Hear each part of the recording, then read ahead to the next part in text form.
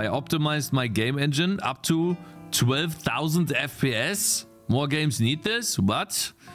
That is interesting. I want to watch this. Have you ever been excited about a new game only to be disappointed that it lags? Yep. I've spent the past 6 years creating a game engine, and I've been shocked at the things that can make or break performance. I'll show 4 simple optimizations that you can use to make your games run much quicker. And instead of just talking about them, we'll use them to optimize something that's found in a lot of games, voxels. Okay. Voxels are these small cubes, and this world is composed of millions of them. Right now this runs at 50 frames a second, and we'll increase it up to 2500 using the first optimization. If we render these voxels one at a time, we would render this map at 1 frame a second. That's the opposite of optimization. So instead, we'll group them into chunks of 32. All these voxels now share the same mesh, which lets us render all of them at the same time.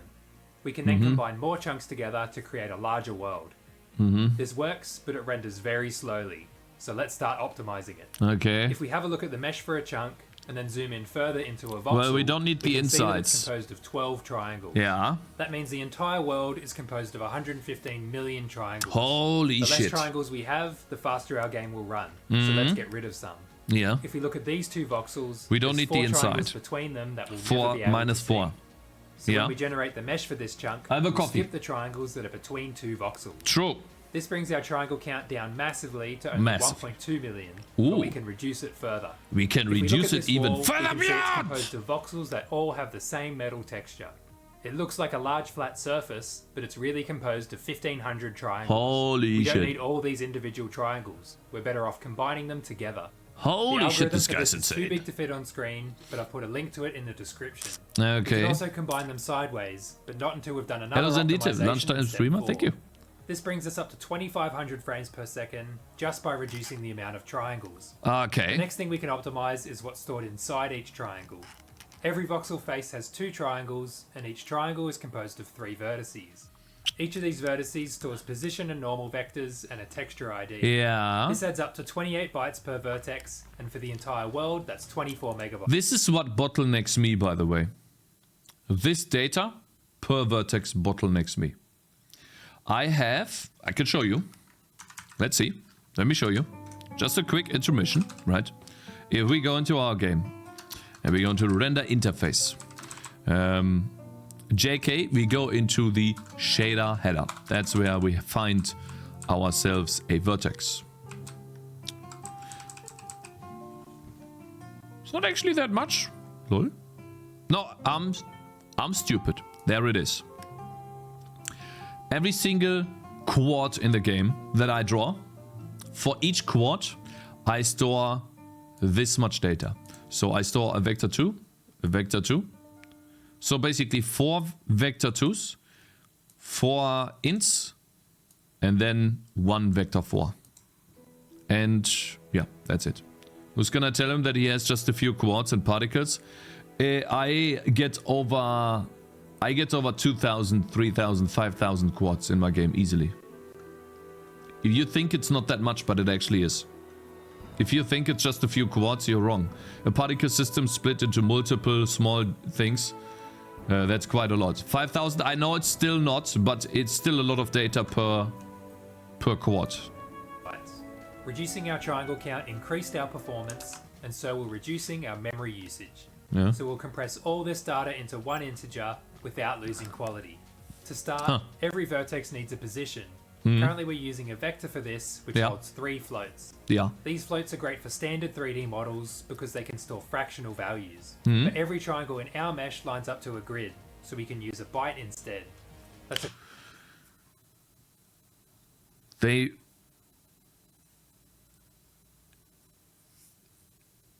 No. DOK. 666 DOK Grid? Well, how long is your grid? 256? I think that's a bit of cheating. Like, okay, well, what's after 256? The game's over? The game's done? You only have bytes times offset? Bytes times offset? What? quarter the size of a float, but we can go even smaller. A byte holds 8 bits and can store numbers up to 255. Yeah. But our chunks are only 32 voxels wide. With 7 bits, our mesh will be half the size at up to 127.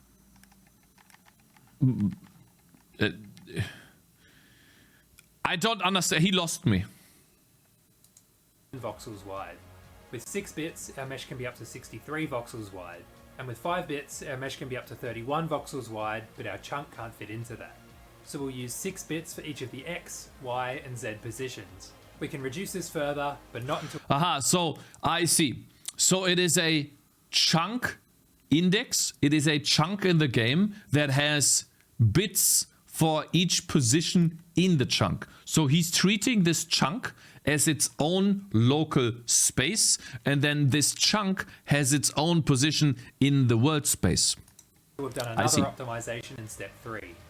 Each vertex also stores a normal vector, which helps us calculate lighting and other effects. Yeah. This vector stores the direction that each triangle is facing. For example, here, all the green triangles are facing up, and all the red triangles are facing left. Since voxels are cubes, there's only 6 possible normals they can have. So we'll store the number 0 for up, 1 for down, 2 for right. Smart. Fucking smart. That can be done in 3 bits? 3 or 4 bits? Something like that. Thank you so much, Sark XD, for subscribing. Right, Appreciate so it, brother. Then in the vertex shader, we can turn this number back into a vector. We can fit these 6 directions. Wait. We can turn this number normals. Yeah, we store the normals on the GPU. We store this on the GPU as a const. Or they don't have consts, but yeah. Inside 3 bits, which is a huge saving. 3 bits, yeah. Lastly, each triangle contains a texture ID, which tells the shader which texture to apply. We only have 70 unique textures. 70 unique textures. 64 is 8. No, wait. Wait, so 2. Wait, 1, 2, 4 is 8. 16, 32, 64, 128. So it's 8 bits. So we can store this ID using 7 bits. All the data we need to render I'm just gonna believe a him. vertex can now fit inside 32 bits, which is the size of one of the floats from the old vectors. Wow. Okay. Crazy. But the vertex shader needs to know how to unpack this data into its separate component. Yeah, I've seen this. I've seen this before. This is bit shifting up and down. Yeah. We'll use bit masking for this. The top row here is a mask and matches the number after the AND symbol in the shader. Yep. When we apply this mask to our vertex data, we get a new number with only the bits that line up with the mask. To unpack the rest of our data, we'll shift it to the right and then apply the mask again. We now have all our data and can run our shader as usual. But all the chunks are overlapped in the same position. That's because every vertice's position is now in the range 0 to 32. So we need to tell each chunk where it is in the world. Yep. To do this, we'll create a world position uniform in the vertex shader and update it before drawing each chunk. That is still very efficient. If you keep, like, you draw a chunk of 32 by 32, right? With, I guess, 32 by 32 height as well.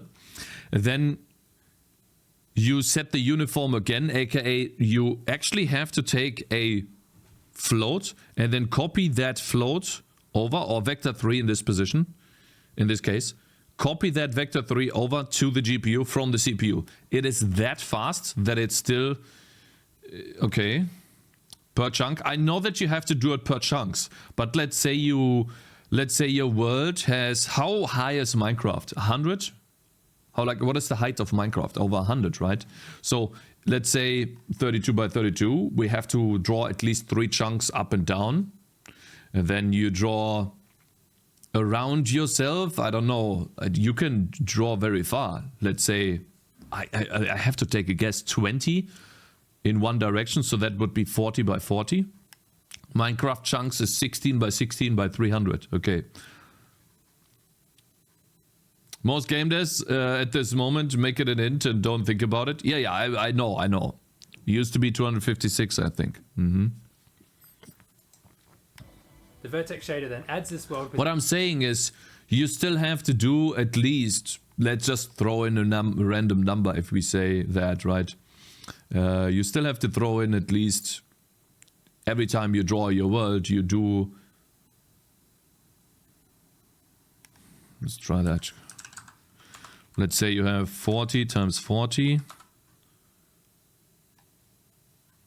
No, wait, 40 chunks, right? 40 chunks, you can see 40 chunks. That's a 1600 copy operation to the GPU every frame. It's that fast? To the vertices position. Our world now renders correctly, and our memory usage is down to 3.4 Or maybe in this megabytes. case, like it's This bigger increased our for him. frames a second up to 4,000 just by reducing the memory usage. But we're still storing more data than we need to. Okay. If we look at this wireframe, every voxel face has 6 vertices, and 2 of them have the exact same position. Ah, yeah, he Storing like the he same does data the twice 4. feels like Yeah. a waste. Can we render a voxel face with only 4 vertices? Yes, you instead? can. It's indexed Currently, rendering. these triangles are rendered individually, Yeah. which means we need 3 vertices for each of them. But OpenGL also lets us render triangles as strips, where Yep. each extra vertex builds a new triangle off the last. Yep. The problem is, everything gets joined together as one long strip. I thought surely there's a way to tell OpenGL to start a new strip every 4 vertices, but I couldn't find anything. And, But I found an even and this is when he goes and switches over to Vulkan. Please don't better tell me that. solution. When games render particles, they use instancing. They have a Yeah. base particle model and a list of positions. Yeah. And then OpenGL draws this model at all of these positions. We didn't have to create a huge mesh with all these particles in it. And even better, each particle is a triangle strip and they're not joined together. So we'll use instancing to render our voxels. Yep. We'll have a base model for the voxel face, which has only 4 vertices.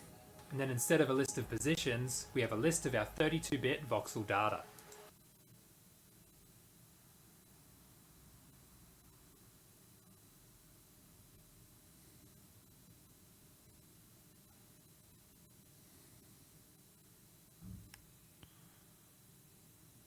This voxel data contains everything we used to store in the mesh, but rather than storing it 6 times for each face, we only have to store it once.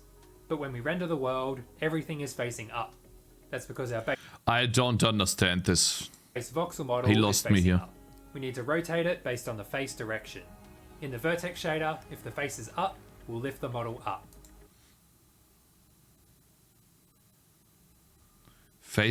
FaceType.yp. If it's facing left, we'll rotate it to the side, and the same for the other directions. But if we look at the world, we still have all these gaps. That's because earlier we combined our triangles together, and we're no longer storing how long each combined face is. We need to store this length, but we don't have room for another 6 bits. Thankfully, now that we're using instancing, we can reduce the size of our position data. Before we had to store positions in the range 0 to 32, which is 33 unique numbers. But since our base voxel model is already 1 unit wide, we only need to store positions up to 31. 5 bits can store exactly 32 unique numbers, so we're in luck. We also only Okay, he lost me here. need 5 bits to He store lost the at, length, at this because point. each It's combined face can be becoming up to 32 yeah, voxels rocket long. science. Now in the vertex shader, we could use this length value to stretch out the base voxel model. This reduced our memory usage by a factor of 6. But how many? How many do you have for length? 1, 2, 3, 4, 5 bits for the length. Okay, that's not that much.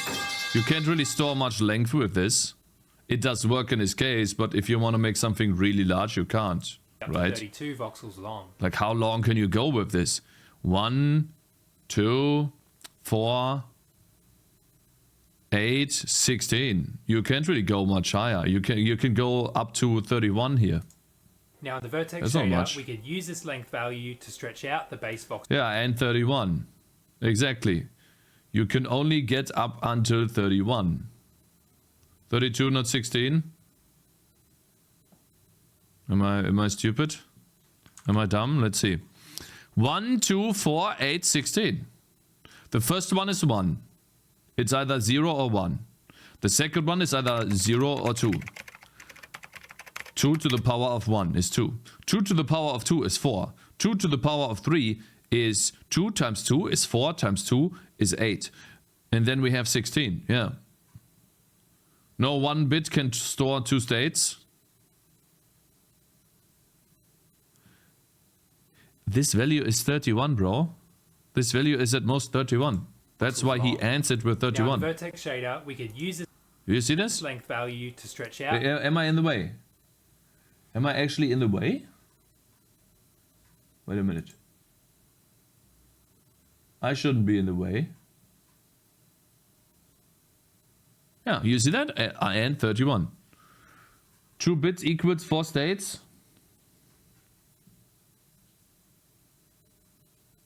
Start counting with 2 and double.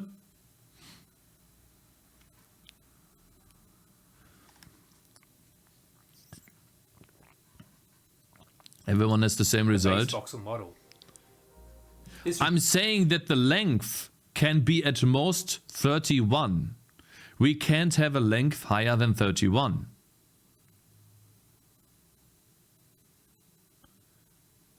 With this data. He's bit shifting it down by 25 bits and then he's taking that result and masking it with the number 31.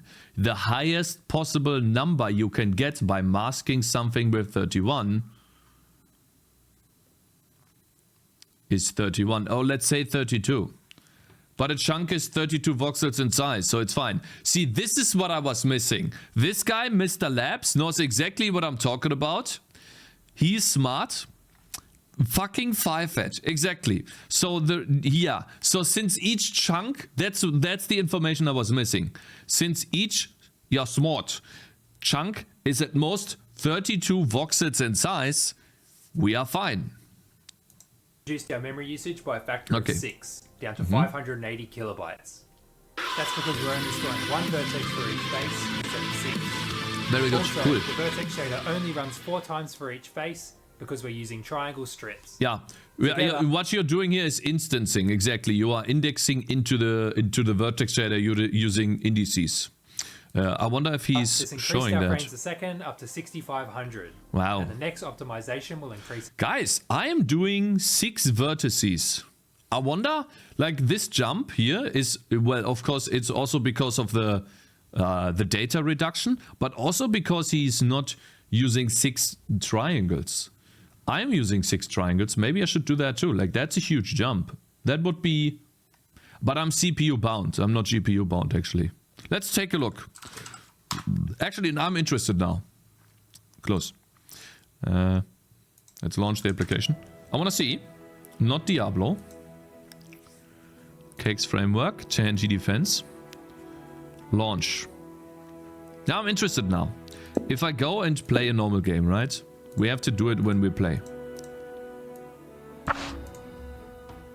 Let's give him some upgrades. Let's say a burning arrow. Let's place one here and some melee unit here. And I think the other ones are not working yet. I have 800 frames, lol. Huh, interesting. I wonder why. Why do I have 800 frames? That's a lot. Oh, new graphics card, right. If we take a look at how long or how fast the GPU runs, we can time it here. It runs at 360 microseconds. The entire game runs at 1 millisecond. So my GPU is about 3 times faster than my CPU. I'm currently CPU bound. 800 FPS, time for some more bad code to slow it down. No, yeah, we can use RenderDoc to somehow get an approximation of how fast the game is. I think it's because I'm doing a lot of CPU work. It's a bunch of loops in my game. It's a bunch of stuff I calculate. Yeah, each frame. But it is still good enough. Like 1 ms, 800 frames per second is still good enough. 100%. Probably bound by your monitor. Ah, fuck off. It's a debug build, right? Should be much faster than even. Yeah, it's a debug build as well. Bloons 36 map. Yeah, Sid, this is a Bloons 36 map. Exactly. Let's get through the rest of the video. That's actually very interesting. Who linked this? Let's get through the rest of the video first. Thank you very much for linking this. This is awesome. Even further. Even further beyond! We're sending all these commands to the graphics card. This is typical for... Yeah. Yeah. See, we bind the VAO, we draw, then we set the uniform location, then we bind the vertex array, then we draw. Yeah. We like three of those for each loop. I wonder what he's doing now. But we can replace them all with just one. To do this, we need to change the way we Draw everything, please. store our data. Right now, each chunk has its own list of instance data in its own buffer. This means we need to ask the graphics card to render each of them one at a Why don't you make a storage buffer? He's making a storage buffer now. Watch. time. Storage buffer. Instead, Called we it. can create one huge buffer Yeah. and give each chunk a small portion of it. To render a specific part of this buffer, we can use the longest OpenGL function ever created. GL draw arrays instance base instant. Holy shit. Aha. And I wonder what type of buffer this is. Does he go First into two this? numbers refer to the 4 vertices in our base voxel model. The next two numbers refer to the start and length of the part of the massive buffer that we want to draw. If we want to render multiple parts of this buffer, we could repeat this function. But now we're back to multiple draw commands. Yeah, that's We bad. could just render the entire combined buffer, but that would render chunks that are outside our field of view. We only want to render chunks that we can actually see. So what we'll do instead is store these parameters in a special kind of buffer called an indirect buffer. Then we can use the second longest OpenGL function. I have never used indirect rendering, so this is where he lost me. I think I will not understand to this. render them all at the same time. But when we draw them, we have that issue from before where they're all overlapped. That's because we can't use shader uniforms anymore to position each chunk. To fix this, we'll use another buffer called a shader storage buffer object. We can store anything we want in this buffer, and in this case we'll store the world position of every chunk we're trying to draw. And it's Each by of these index. commands has a unique ID called Oh, yeah. glDrawID. Yeah. This ID increments for each of our draw commands, so we can use it to select the right position for each chunk. We're now rendering each of our draw commands. Indirect buffer. I need to see this again. I'm sorry, I need to see this again. Why? The combined buffer? I don't understand. This is one data, right? This is... I don't... he totally lost To me. render here. a specific part of this buffer, we can use the longest all these commands to the graphics card. This is typical for a game, but we can replace them all This with just buffer? one.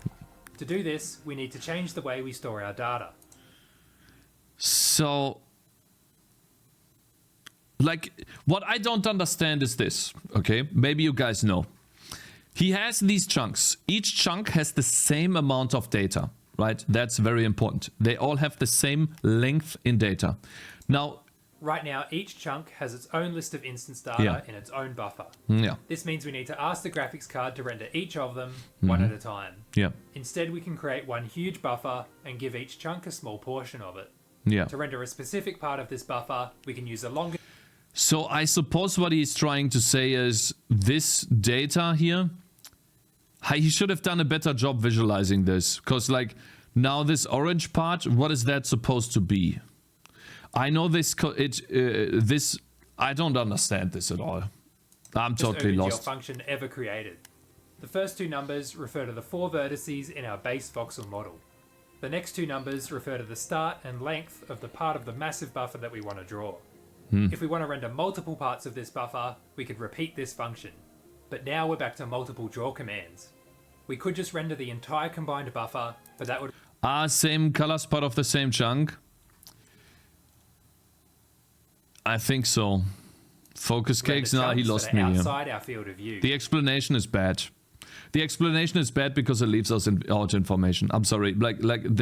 I think what I'm getting from this is that some buffers or some chunks reference the same data, and therefore to not have data duplication, he puts that data into a specific spot in this ginormous buffer, and then all of the other chunks reference that data with indirect draw. So essentially, let's say you have two chunks and they both reference the same texture, let's say. He's referencing that texture data with this indirect draw buffer, but he's not explaining that. He's just glancing over this, and I think, yeah. We only want to render chunks that we can actually see. So what we'll do instead is store these parameters in a special kind of buffer called an indirect buffer. Then we can use the second longest OpenGL function to render them all at the same time. But when we draw them, we have that issue from before where they're all overlapped. That's because we can't use shader uniforms anymore to position each chunk. Yeah, To fix this, I we'll guess. use another buffer called a shader storage buffer object. We can store anything we want in this buffer, and in this case we'll store the world position of every chunk we're trying to draw. Each of these commands has a unique ID called GLDrawID. This ID increments for each of our draw commands, so we can use it to select the right position for each chunk.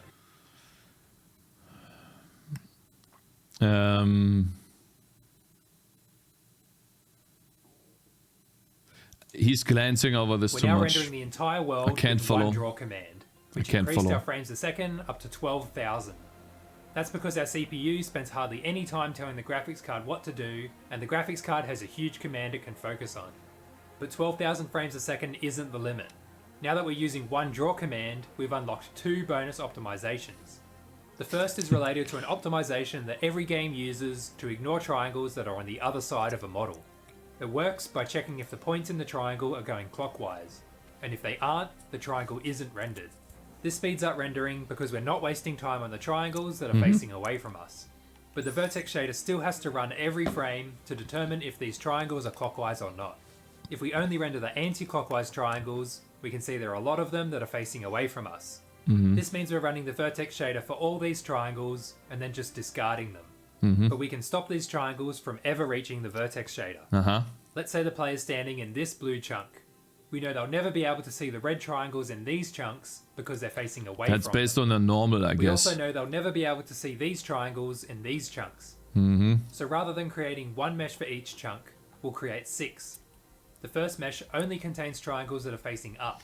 The Okay, second he's lost only me contains now. triangles that are facing down, and so on.